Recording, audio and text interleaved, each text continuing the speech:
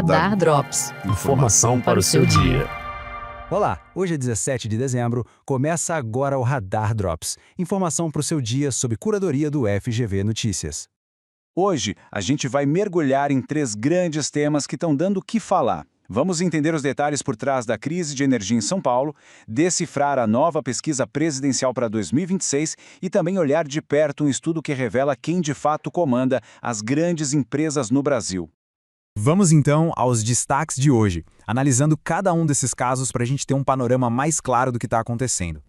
E o nosso primeiro assunto é a situação da energia em São Paulo. Os apagões constantes viraram uma verdadeira crise, sabe? E isso acabou gerando uma batalha bem complexa entre o poder público e a concessionária de energia.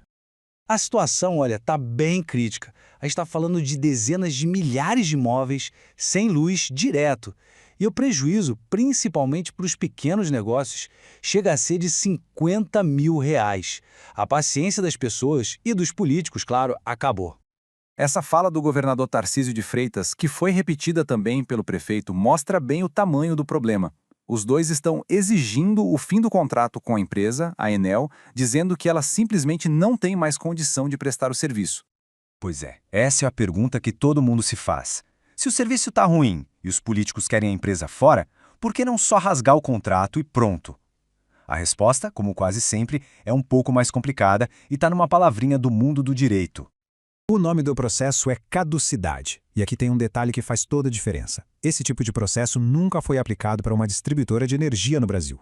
É um caminho legal que ninguém trilhou ainda, o que deixa tudo bem mais lento e cheio de incertezas. E é aqui que entra a análise de quem entende do assunto. A Vera Monteiro, que é professora na FGV, explica o X da questão. O contrato com a Enel é super antigo, lá dos anos 90.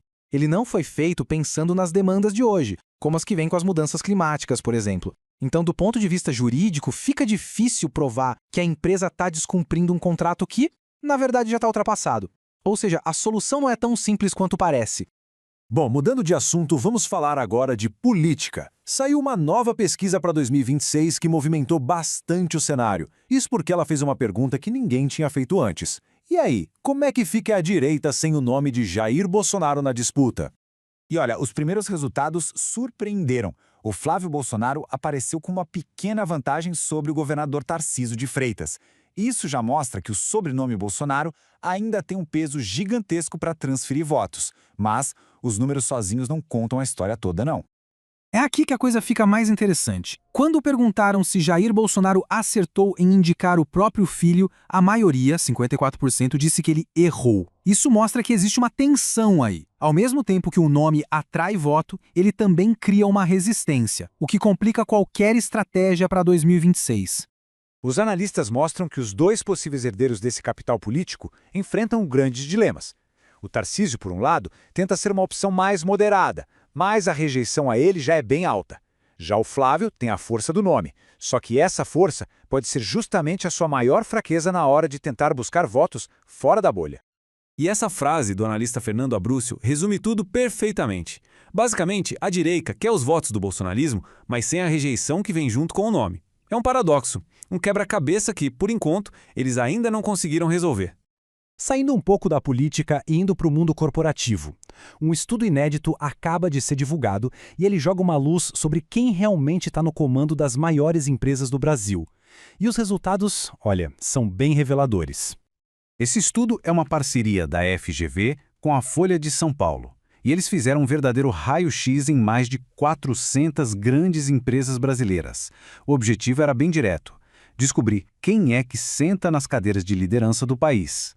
E o primeiro dado já é um soco no estômago. Metade das grandes empresas do Brasil não tem uma mulher sequer no seu conselho de administração. Nenhuma. Isso em pleno 2024. É uma lacuna de representatividade assim gigantesca. E se a gente olha para a questão racial, o cenário consegue ser ainda pior. 3 em cada 4 empresas, ou seja, 75%, não tem uma única pessoa preta, parda ou indígena em seus conselhos. É um retrato muito duro da exclusão no topo do poder econômico. A professora da FGV, Cláudia Yoshinaga, uma das responsáveis pelo estudo, ajuda a gente a entender o peso disso.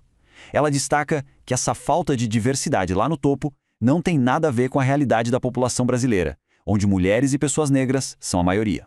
O estudo mostra, na prática, o tamanho da nossa desigualdade. Bom, esses foram os principais assuntos de hoje. Uma crise de infraestrutura, um dilema político e um retrato da desigualdade corporativa.